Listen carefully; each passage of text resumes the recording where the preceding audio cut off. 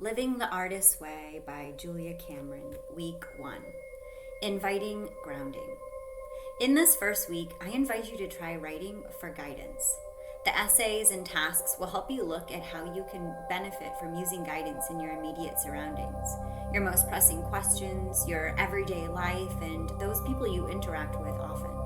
It's my hope that you'll discover there's nothing too small to ask for guidance on, and that your guidance is available, encouraging, and grounding. As you gain strength and faith in your toolkit, you'll find yourself feeling steadier as you sense the support of what I call higher forces. Believing friends. Friendship arises when one man says to another, "What? You too? I thought I was the only one." C.S. Lewis. My friend Scotty Pierce asks daily that she be guided. As her day unfolds, she's led moment by moment. Attentive to the cues of the universe, she cooperates, connecting her actions to the guidance she receives. As a result, her days are indeed filled with ease and joy. When I ask her how she's doing, her reply is, "Excellent. Guidance is the cause." When I tell her I'm writing a book on guidance, she waxes excited. "Oh, Julia, that's wonderful," she exclaims. Guidance is a central fact of her life as it is mine. Listening to the divine sounds to her exactly like what I should be doing. I heed, Scotty says simply, of her obedience to guidance. Heeding, she is graced with a graceful life. The phone rings and it's my friend Jennifer Bassey calling. She's in sweltering South Florida where the heat and humidity have conspired to prevent her daily walk. "It's simply too hot," she says, missing her regular 2-mile jaunt. When I ask Jennifer to pray for my intentions, she responds by white lighting me, imagining me surrounded in a protective white light and asking that I be guided in my words and actions. When Jennifer prays, I do experience guidance. I often ask for her prayers when I teach, that I will be guided as I navigate the needs of the class. Teaching, I am led a word at a time, a tool at a time. When I ask for guidance in the wake of a teaching engagement, I hear back, "Little one, you did well. There's no cause for regret." And so, bolstered by the optimism of the words, I let go and move forward to my next jump. "I'm always happy to pray for you," Jacob Norbley tells me, and he prays when I ask and sometimes when I haven't. Jacob relies on his guidance for cues to necessary prayer. He writes guidance every morning, and as a result, he receives more guidance throughout his day. "You are on my mind this morning," he'll tell me. So I said some extra prayers. Jacob's extra prayers are always timely. His guidance for their need is impeccable. When I am worried, I know that Jacob picks up on my concerns. Across the miles from Boise, Idaho to Santa Fe, New Mexico, he senses agitation and offers prayers for peace. "I believe in higher forces," Jacob tells me.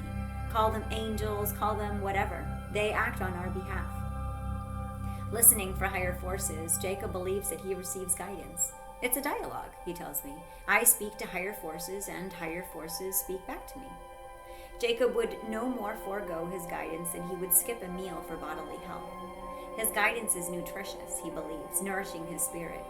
A healthy man, Jacob nurtures himself in body, mind, and spirit. His daily written guidance tutors him in self-care.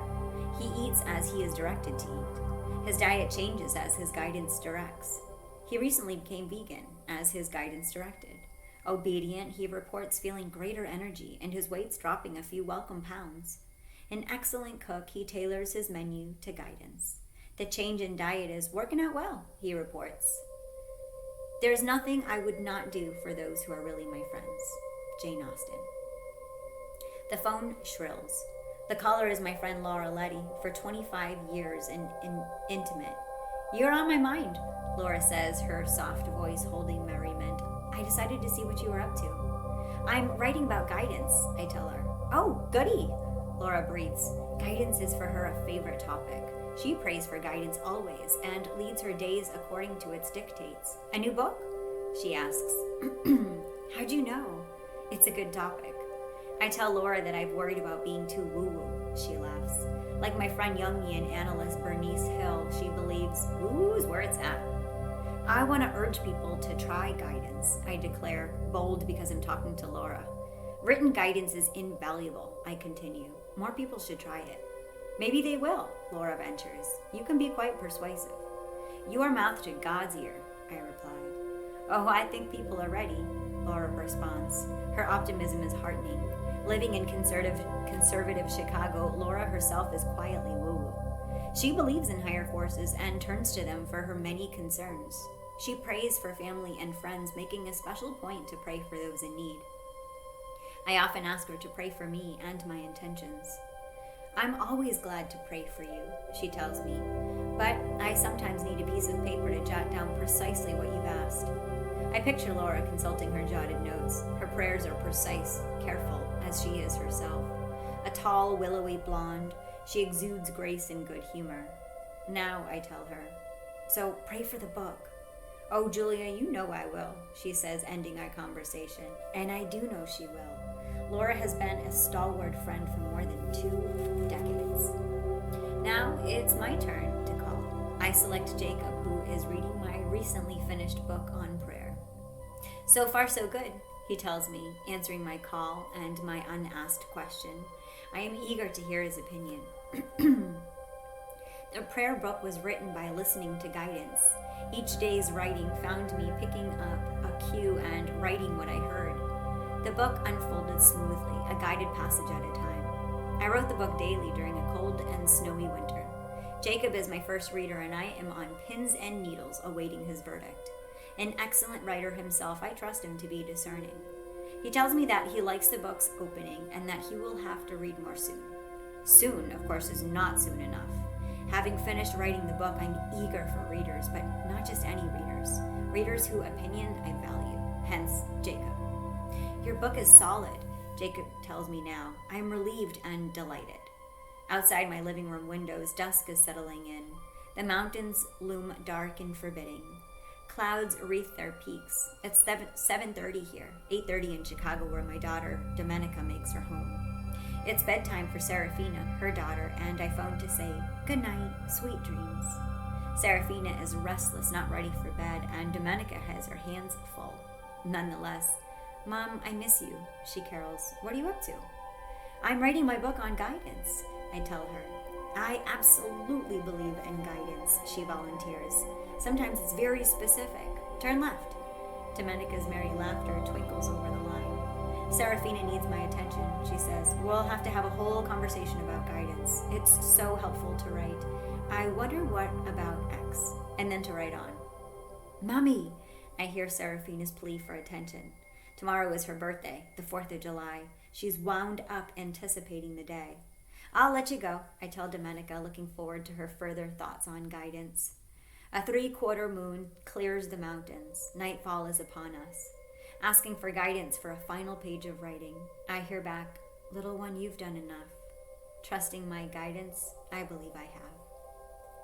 I would rather walk with a friend in the dark than walk alone in the light. Helen Keller. It's a hot and hazy summer's day. The mountains are wreathed in clouds. Rain is pending according to the forecast. It would come as a welcome relief, cooling the sweltering skies. Done in by the heat, my little dog stretches flat out on the cool Saltillo tiles. Out for a brief walk earlier in the day, she came back home panting, eager for her water bowl. My friend Nick Kaputsky, writer, actor, director, jack of all trades, came by to give me a computer lesson. Too hot to concentrate, I aborted the lesson, talking to Nick instead about guidance. Nick writes pages every morning. He depends on them to steer his day.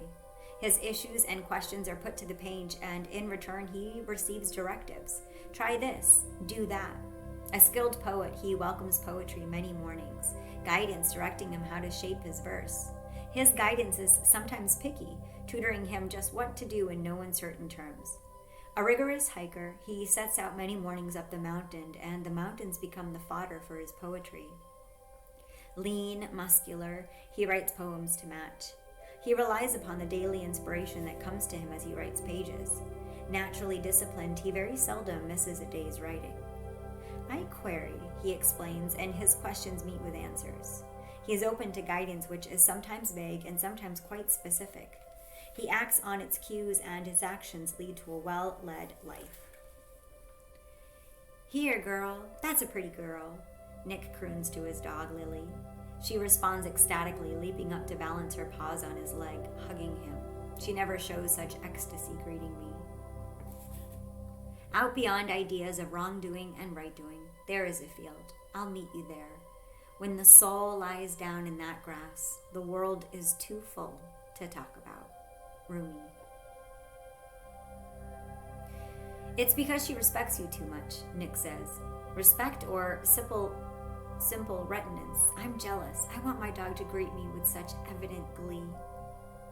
Fresh water, girl? I pour Lily an ice bowl full. Nick takes his leave, promising to come back tomorrow at 4 for further conversation about guidance. It's time for me to walk on the treadmill, a 15-minute stint abbreviated from 30 due to the heat. I step on the machine, adjusting the grade and speed to moderate. I have a question I'm mulling over, and that my time on the treadmill will likely yield me an answer. What place does prayer play? I'm asking. I hear my answer. Prayer sets the stage for guidance, I'm told, but when you ask for guidance, that in itself is a prayer. It's a matter of receptivity. My guidance on prayer continues. When you pray, you humble yourself, and the humility opens the door to guidance. I think of my morning pages and the humility they bring, writing freely about anything and everything. Skipping topic to topic, they are, it seems to me, a prolonged prayer of wisdom. We enumerate our concerns and we ponder what to do about them. The pondering is a tacit prayer. Show me, we're asking the pages. The request to be shown is a prayer of petition. We're asking the universe for guidance. Without praying formally, we nonetheless are praying. The universe hears our plea for clarity. It responds with hunches, intuitions, direction. We come to understand what our next step is to be. Prayer for the pages, our prayer as well as meditation, has swung open the gate to higher forces. We are led forward. We are led gently and well. So by humbling ourselves in our pages, we are led to higher wisdom. Write for guidance. Have you tried writing morning pages? They are my long-taught creativity tool. 3 pages of longhand morning writing about anything. They have swung open the door to creativity, inspiration, and yes, guidance for the millions of practitioners who use them each day. I find that morning pages prime us for writing for guidance. Tomorrow, waking up, try morning pages. See if they don't suggest some topics to ask for guidance on. Choose one, and after doing your morning pages, choose something that came up for you and ask for guidance on it. Write about what you hear. Career guidance. It's a blue and white day, but storm clouds gather over the mountains. They sweep downward, bearing their burden of rain.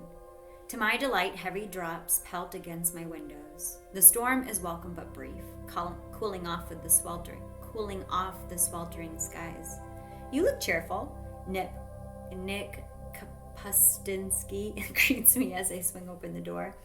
It's a red letter day, I reply. I tell him that a long pending legal matter that has just been resolved in my favor. Cause for joy, I exult. Nick doffs his cap and sets to work at the computer. We have congratulatory emails to send out. For the better part of an hour, we compose our greetings. Notes of thanks to all who helped on my legal matter. A note of thanks to Emma Lively for her canny help on my prayer book. Finally, wrapping up with a note to my daughter. Nick and I set out to walk Little Lily, grateful that the day's heat has abated thanks to the brief storm. I take to the page when I have an issue that's difficult or pressing. Nick resumes yesterday's conversation on guidance. I find that writing helps me with clarity, he continues. The page is a great aid in spelling guidance out. Posing his dilemmas to the page, Nick finds welcome wisdom. He sums up his practice. Writing sorts things out. We have walked Lily up one dirt road and down another. She scampers ahead the length of her leash. Nick and I trudge after in companionable silence. Our walk tuckers me out while Nick, a hiker, seems to gain energy with each footfall. I too write for clarity, I tell Nick, thinking of the written guidance that told me to write about prayer, a task now completed. If Rosen Rayhofer continues to love my book, it'll next come off to my longtime muse and editor, Joel Fatinos. Awaiting his verdict on the prayer book, I'll continue to write on the book at hand. The daily mounting up of pages fills me with satisfaction. I'm called to write, and answering that call brings me peace. You know, I can tell when you're writing. Nick breaks into my thoughts. You exude goodwill. I smile to think my writing has a palpable air. On the days when Nick hikes, he too exudes goodwill. Well, it's great news about my book, I tell him now. My agent is reading and says she loves it. I just hope it holds up well as all the way to the end. I think it will, Nick says cheerfully. I did think the book grew stronger as it went along, I volunteer. Well then, what's to worry about? Nothing, I suppose, but I'll keep worrying until the very end when my agent says, I read your whole book and I loved it. Nick snorts with recognition. Himself a writer, he too knows all too well the pins and needles of waiting to hear how a piece of work was received. Out of clutter, find simplicity. Albert Einstein. I'll have news for tomorrow, I tell Nick now. To myself I add, and tonight will be a long night. Wishing me the best, Nick takes his leave. My phone rings and the caller is my friend and collaborator Emma Lively. I'm glad to take her call. Emma, I greet her. Do you ask for guidance on the page? Ah, Emma says, sometimes I do. When I'm worrying about something, I go to the page. I listen and write what I hear. Do you ask for guidance on your creative writing projects? I query further. Yeah, sometimes. Emma pauses, waiting for a further question, but I'm busy picturing her on the terrace, propping on pillows, taking down what she heard. I know that Emma writes morning pages daily, and I'm happy to know that she sometimes uses those pages as a source for guidance. Juggling multiple creative projects, a musical and an animated film, she could use the added support of guidance. And the rest of the time, I egg Emma on, do you get guidance? Yes, I do. Something will come to me from out of the blue. So written guidance isn't your only form? No, but perhaps it's the best. I thank Emma for her patience with my questioning. The 2-hour difference in our time zones finds me bidding Emma an early good night, so we plan to talk again in the morning. Sweet dreams, I tell her, until tomorrow. I'm awake early, too early, and the wee hour finds me grumpy. On days when I don't have enough sleep, I'm fatigued and I move through my day's jumps groggy and at half steam. This morning was such a morning, still sleepy despite 3 mugs of coffee. I dare not drink any more for fear of jitters. But what's this? An early morning phone call from my literary agent, Susan Relhofer? Julia, she explains, I love your prayer book. I've been waiting with bated breath for her verdict. She is a tough, discerning reader. Her approval matters to me. It bodes well for the future of the book, and so tickled I burst out, goody! Getting off the phone, cheered and energized by Susan's enthusiasm, I leaf back through my guidance. The book's next jump is our submission to Joel Fautino's at St. Martin's Press.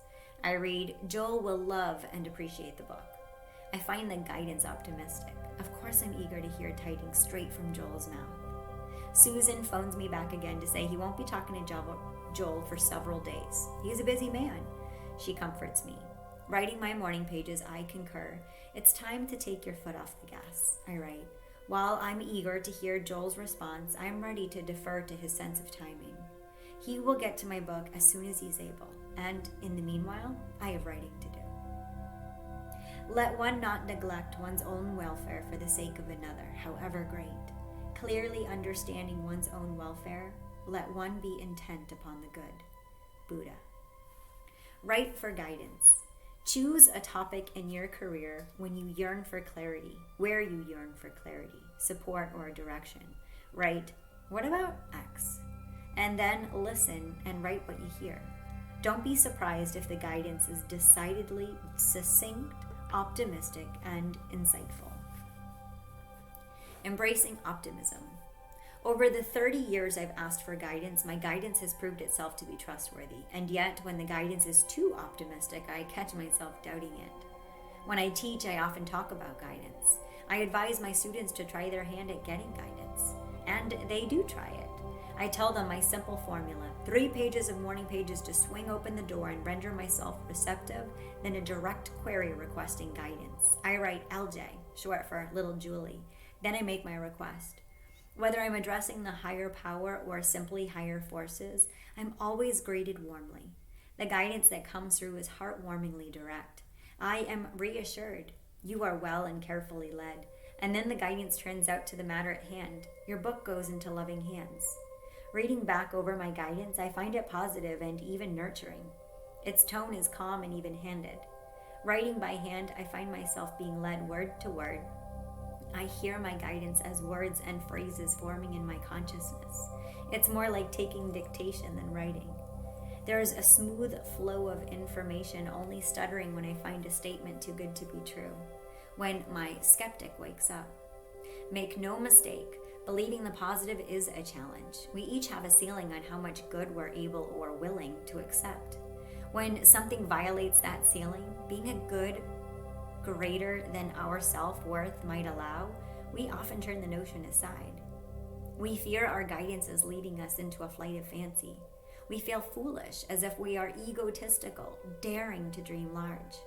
If our guidance persists in the positive, as it often does, we may find ourselves resisting guidance entirely. We struggle along, perhaps mired by depression. Finally, cornered by our melancholy, we try guidance again. And this time, when the guidance is positive, we grasp a hold of it, and the drowning grabs a lifesaver. Our depression lifts, and we find ourselves rendered more positive. If we still don't trust the optimism of our guidance, we prefer it to the darkness of discounting what we are told. We learn that we do better to deliberately focus on the positive. Listening, however reluctantly, to our guidance, we conclude in the face of our skepticism that the future may be bright after all. Benjamin Franklin says, "Hide not your talents. They for use were made. What's a sundial in the shade?" The moon is rising over the mountains. It's a new moon, and its slender crescent casts a sickle from the sky. I'm totaling up the day's positives, a practice I learned from a friend, Jeanette. High on the list of the daily positives is this one. I walked my dog. Today's heat was oppressive, and I planned for only the shortest of walks. Lily, Nick, and I set out in the sweltering heat, but soon encountered a welcome breeze. "Shall we try to go further?" I asked Nick. I had told him our walk would be brief. "Whatever you like," Nick answered. A rugged man, he was able to withstand the 90-degree weather. His pace was deliberate. "Let's go for it," I said. And so Nick, Lily, and I trudged onward up a long hill. We would walk half a mile up a dirt road. As we passed a fenced yard, a captive dog set to barking. Lily woofed in response, but kept on walking, nose into the breeze. "How are you doing on your guidance book?" Nick asked me, setting one foot in front of the other, waiting patiently for my answer. "It's going well," I answered. "I'm on page 25. Do you get guidance when you hike?" I thought my answer would be yes, but Nick surprised me. "Not so much," he said.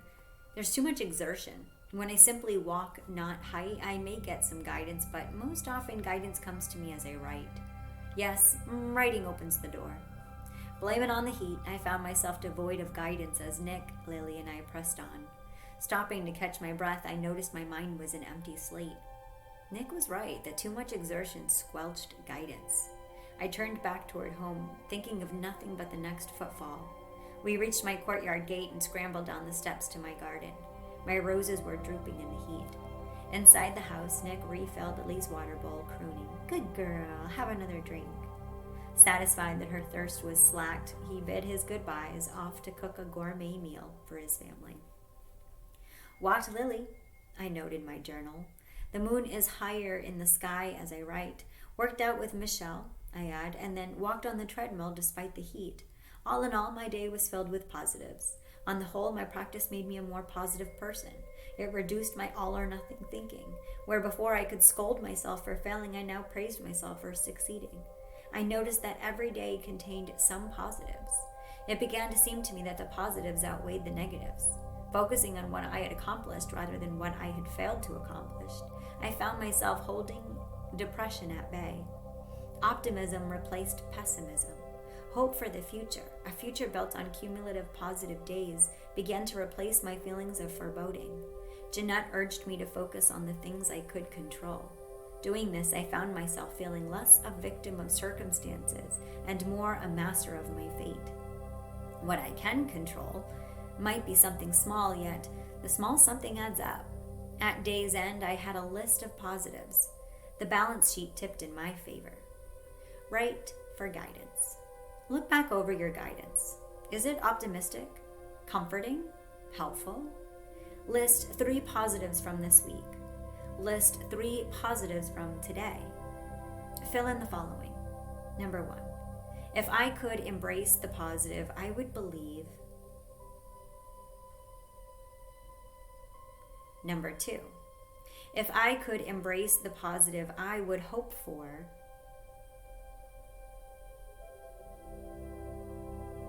Number 3. If I could embrace the positive, I would try. Mashonda DeWayo says, count the roses, not the thorns. The home environment. Today was a sweltering day. My normally tempered abode home was hot and humid. I don't have air conditioning, but I do have a large fan. Moving it from room to room as I myself moved, I was able to offset the heat. I was practicing Jeanette's advice to focus on the things you can control. Now, as the sun sets, the temperature drops and my home grows comfortable. Talking to my friend Laura, I learned that Chicago too is undergoing a heat wave. It was too hot today for her to venture outside. Instead, she stayed in, basking under her air conditioning. Thank God for the cooling, Laura breathed. She made a conscious habit of focusing on the positive. Do you write for guidance? I asked her. Oh, I know I should, and at times I have, but for right now, your question is a good reminder. Yes, I think writing helps, I told Laura gently. I write for guidance daily, and it keeps me on an even keel. Maybe I'll try it again, Laura volunteered. I heard resolution in her voice. Getting off the phone, I found myself turned to written guidance. Early in the morning, I had taught a large 200-plus Zoom class on morning pages. Can you talk more about guidance? One student asked, and so I explained my practice. 3 pages of longhand morning pages, followed by a request for guidance. I explained that I felt the pages rendered me receptive. Can I have guidance about X? I would write and then I would listen, tuning into what I had heard. I think getting guidance is difficult. I explained, actually it's easy, just listen. Will Laura write for guidance? I asked my own guidance. That's up to Laura, my guidance answered, reluctant to break her anonymity. Well, I hope she does, I wrote on. Can you guide me myself? You need air conditioning, my guidance responded. Take a cue from Laura. And so, unable to spy on my friend's behavior, I moved my big fan yet again and thought about how nice the house would be, cooler. Using my serenity prayer, I recognized that the temperature, hot, in my house was something I could change. I would simply need to teach more and watch my pennies. Tutored by guidance, I decided to try. Mwandiki Kendebo says, optimism is the cure for negative thoughts. It's 96 degrees outside and my house is simmering. I've tried to arrange for air conditioning to be installed and I've been told I must wait 10 more days before the crew can arrive. I'm angry at the delay. Once I contracted to have the cooling installed, I was impatient to have it done with. In the meantime, I have my fan and large bottles of icy water. My friend Jeanette wants me to not overdo it in the heat, and so I forgo taking Lily for her daily walk. She's restless in the heat and I serve her bowls of cold water. Like me, her appetite is off. She doesn't gobble down her dog food with her usual zest. I ate an early breakfast of oatmeal, but I skipped lunch. My plan for the evening includes a late meal, but I'm not hungry. I'm planning to eat to forestall the shakes. The excessive heats finds me shaky. Are you drinking enough water? Emma Lively phones me to ask. A great believer in the benefits of adequate hydration, she pesters me to drink more and more again. I have stocked the refrigerator with bottles of water. I seem to be drinking them at an alarming rate. I decide to ask my guidance if I'm overdoing it. Here's what I hear. Little one, your water intake is critical. As you sweat water out, you must take water in. There is no such thing in this heat wave as too much water. You do well to drink large amounts. As you are hydrated, you will find yourself less edgy. You will find that good cheer and sanity are the fruits of enough hydration. Obedient to my guidance, I pad to the kitchen and retrieve yet another bottle from the refrigerator. Sipping it down, I find myself, as promised, growing calmer. I move my fan from my bedroom to my library. I'll work at my computer in the relative cool. But what's this? My computer is swarmed by tiny ants. I am reluctant to kill them, although that's probably the thing to do. Where do they come from and where are they going? I resign myself to their presence, blowing on my keyboard to clear them away. Ants, heat, my house feels inhospitable. I retreat to the living room and call Emma Lively. I sent you fans, she announces. They're arriving Monday. In the meantime, you can keep moving your big fan from room to room according to where you are. Emma looks out for me. I'm grateful for her care. She often anticipates my needs before I'm conscious of them myself. I wouldn't have ordered myself fans, and now I find myself looking forward to their arrival. While I wait for the air conditioning, the fans will make my home habitable. Thank you, Emma. The sun is setting and the temperature is cooling. A half moon rises above the mountains. Will you be too hot to sleep? Emma wants to know. Mwandi Kandembo says, those who are considered adventurous by nature are optimists too. I have my big fan, I assure her, and myself. When I bought my house, it was winter and I gave no thoughts to the approaching heat. Now that it's upon me, I think I was short-sighted. Santa Fe is hot in the summer and I am hot in Santa Fe. My guidance tells me that the fans and water will be enough. The current heat wave is forecast to last only until Monday, when a welcome cold front will move in. Only till Monday, I tell myself. That's 2 long days away. I move my big fan from the library to the living room where I'm perched on the love seat writing. I find myself writing about the heat, although with the moonrise, a welcome breeze stirs the pinon tree, bringing relief at day's end. I begin to see guidance as an aid to the positives.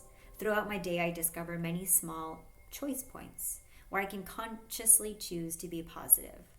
Electing to notice and act on these points, I increasingly feel that I happen to my day instead of my day happening to me. I begin to practice the serenity prayer. God, grant me the serenity to accept the things I cannot change, the courage to change the things I can, and the wisdom to know the difference. With the aid of this simple prayer, I begin to sort out my days. I no longer waste energy trying to change what I need to accept. The wisdom to parse out what can be changed is focusing, as Jeanette urges, on what I can control, doing what I can. I learn to realize what I can't. In other words, to let go and let God. Kimberly Ann Bell says, I had to find love and inner peace to embrace my story. I write an email to my friend and publisher, Andrew Franklin, who is 70 miles north of London, working through COVID from his country house. For a year, he's published my words on good faith, contract pending once my legal matters were resolved. Now the legalities are cleared up and our emails were jubilant. My guidance repeatedly assures me that Andrew is for me a strong ally. Trusting that guidance, I write to him often. He writes back lively letters, writerly in tone. How did you manage to become a publisher instead of a writer? I ask him. Modest, he turns the compliment aside. As COVID disseminated England, I had Andrew in my daily prayers. To date, he has been safe and sound. Settled in to write, I admire the moon. Although only a half, it washes the mountains with silvery light. It lights up my courtyard and my garden where my roses droop, but my lilies stand upright despite the heat. Nightfall is welcome. The day's sweltering heat abates. With my big fan going and my bottles of water, I prepare myself for a warm but bearable night. My pajamas are cool and I doff my sweaty clothes with relief. I chide myself not to think about tomorrow. The night is cool enough. A day at a time, Sage urges us to live. And so I heed their advice. Seeking guidance, I pour pen to page and write out what I hear. Little one, you are on track and so much goodness flows to you. Focus on the positive and you will see that you are growing more comfortable. The night brings you growing cool. You will sleep well and comfortably, aided by your fan. I listen to the guidance with relief. Long years of writing for guidance have taught me that its voice is to be heeded. Tonight I welcome the gentle wisdom. I am indeed growing cooler. Tomorrow's savage heat can wait until tomorrow. Writing for guidance. Choose an issue in your home environment that you wish to change. Ask for guidance about the issue and listen. Write down what you hear. Is there an action to take? We all have doubt. So now it is tomorrow and the heat returns. I receive a phone call from my friend Scotty stating that she drove to Albuquerque where the heat was 105. Santa Fe registered 90s and 96, and so hearing Scotty's report, I'm grateful for our relative cool. At twilight, a light breeze stirs the pinon tree. The day is cooling. I've moved my big fan from room to room, and little Lily has followed, basking in its breeze. With the weather in its 90s, I haven't taken her for her daily jaunt. It'll be cooler tomorrow, I promise her, but she paces impatiently, eager to be out despite the heat. Nick has come to give me a needed computer lesson, and he takes mercy on Lily, filling her water bowl with fresh cold water. I can't take you for a walk today, but I can give you love, he croons, swooping to rub Lily's belly. Treats? He asks, and so he inaugurates a familiar game of tossing Lily liver-flavored crackers. She scrambles to gobble them down, energetic despite the heat. That's a good girl, Lily, Nick praises her. She adores Nick, and Eddie's at his knees, soaking up his good vibes. I'll see you tomorrow at 4. Nick bids me farewell, and you too, Lily. With Nick gone, a long evening stretches ahead. I turn to the page for guidance as to how best to spend it.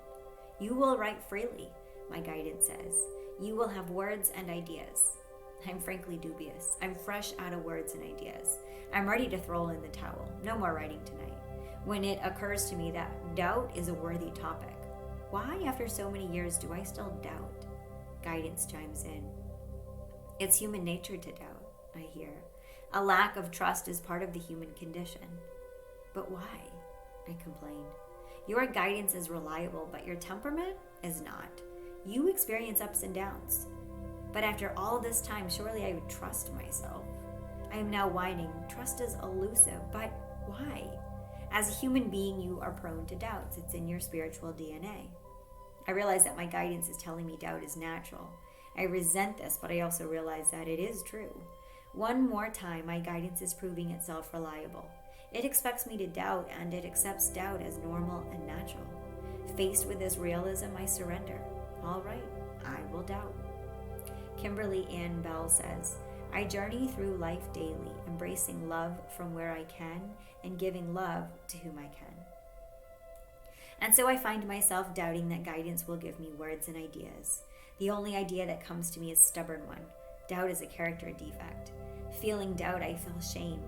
A dark cloud colors my temperament. I try to pull myself up by my bootstraps. I won't doubt. But trying not to doubt leads me to more doubt. Self-scrutiny leads to self-obsession. Self-obsession is painful. Finally, one more time, I surrender. All right, doubt is normal and natural. Guidance expects it. I am no exception to the human condition. This brings me to humility. I am being humbled. I am being asked to be a worker among workers, a friend among friends. I am no better than my peers, but I'm also no worse. If it is human to doubt guidance, well then I am human. But what is this? Guidance promised me words and ideas, and lo, I am finding them. In writing about doubt, I am experiencing faith. You experience ups and downs, guidance told me, and my evening's experience is exactly that. Guidance is accurate. I catch myself thinking, doubt temporarily vanquished. But this time I know that it will return again, for as guidance itself said, a lack of trust is part of the human condition. Maya Angelou says, the ache for home lives in all of us, the safe place where we can go as we are and not be questioned. Write for guidance. Choose an issue where you're currently experiencing doubt. Take pen to page and ask for guidance on this issue. Do you sense a hint of faith? Quelling anxiety. John Hawken and William Putman say, home is the nicest word there is. It's twilight and a light breeze stirs the pinyon tree. The day, an infernally hot day, is cooling. My big fan renders the room bearable. I sip on a bottle of icy water, staring out my windows at the mountains. Clouds crown their peaks. The setting sun tints them apricot. The moon, nearly full, dominates the sky. I have set aside 2 hours to write, and I settle myself on the love seat, pen in hand, journal ready. I am writing longhand as is my habit. I find that writing by hand eggs on a flow of words, and so I set pen to page, eager to start. I find myself writing about the mountains' clouds. Do they hold rain? A peal of thunder sounds. Rain would be welcome to contest the heat. My friend Scott telephones. Did you hear the thunder? He asks. We may get rain. The pinyon tree lashes now in a stiff wind. Tiny birds take refuge in its inner branches. Another peal of thunder sounds to the west. Our weather often comes to us from the west. Scott tells me I'm looking for rain, sitting out in my courtyard, staring out over the wall. Sensing an impending storm, little Lily hides in a corner behind my coat rack. Thunder frightens her, and the thunder is moving closer. A few heavy drops of rain pelt now against my windows. Oh good, I breathe. The heat has been oppressive. I welcome the rain. Walt Disney says, landscapes of great wonder and beauty lie under our feet and all around us. The phone shrills. The caller is Jennifer Bassey, just tagging base from South Florida.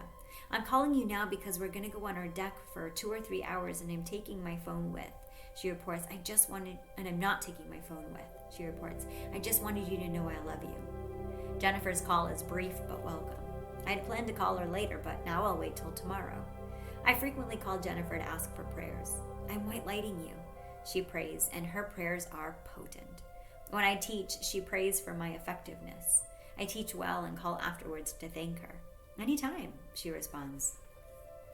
I picture her on the deck in Florida, enjoying a cigar with her husband, George. They are a well-matched couple, both still youthful and attractive in their 70s. Like Jennifer, George is a powerful prayer.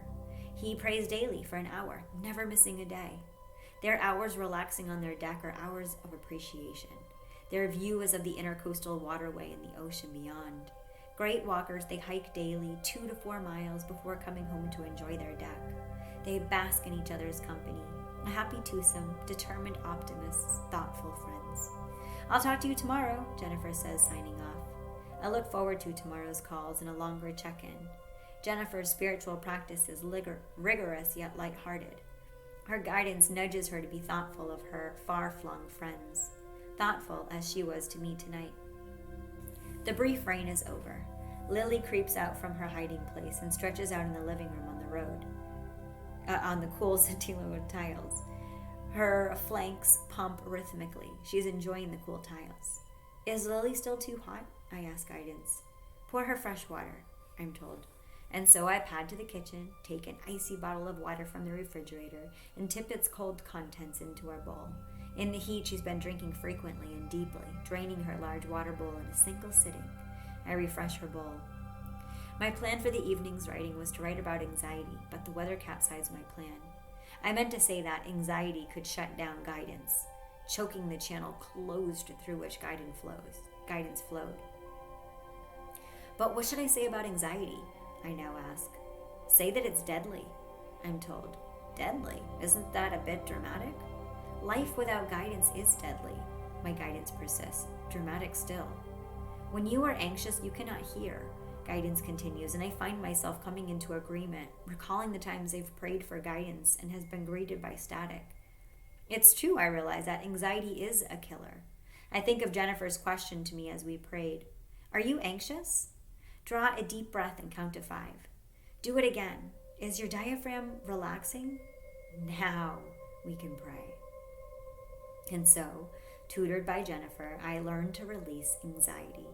Just breathe, she told me.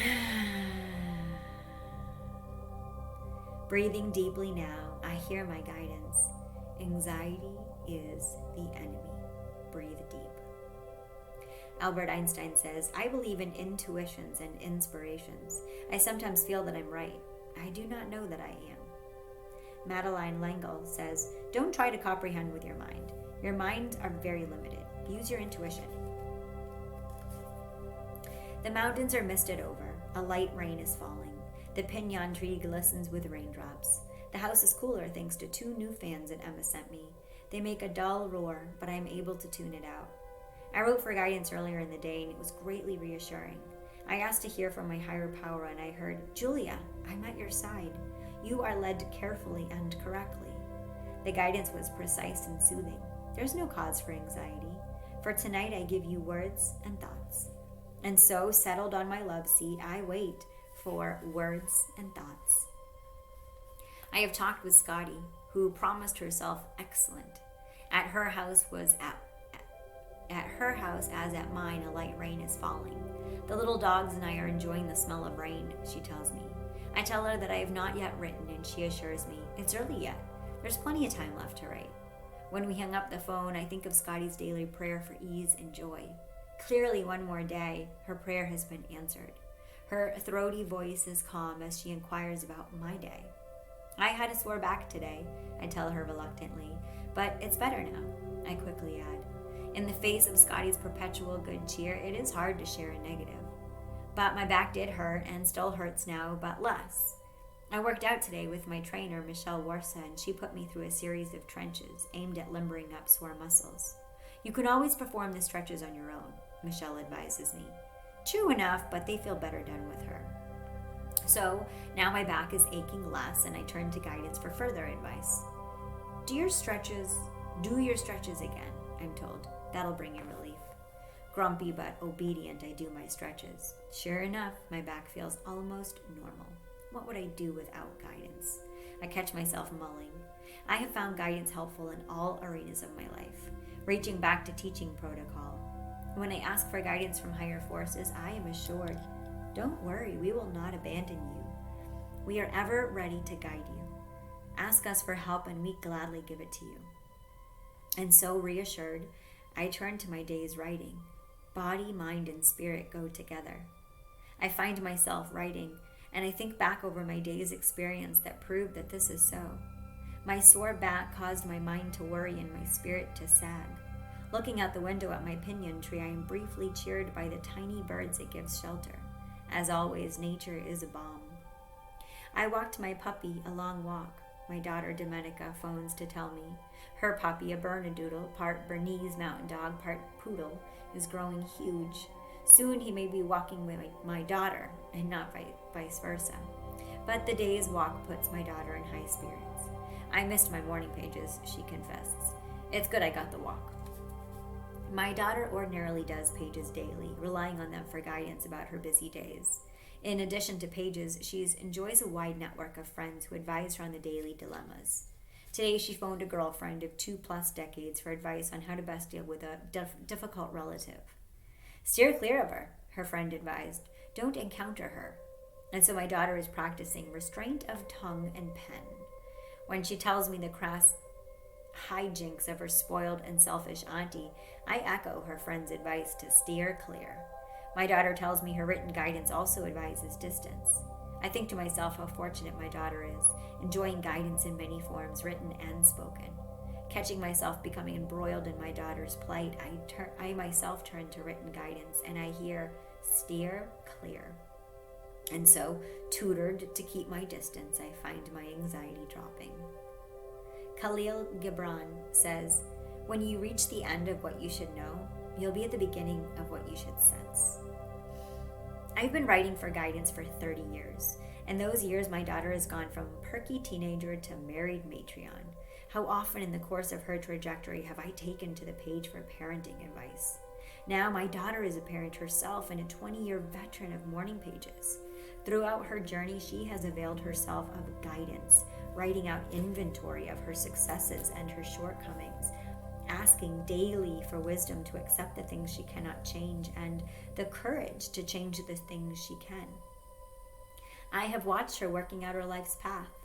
Now, happily married to a worthy man, she mothers a boisterous child, Serafina, now 11, born and showing it on Independence Day.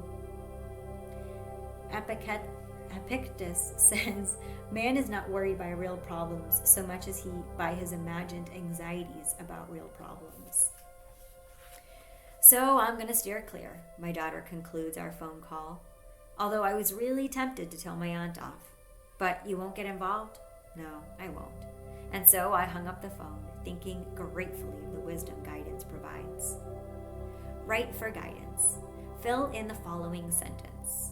Number 1, I am anxious about. Number 2, I worry that.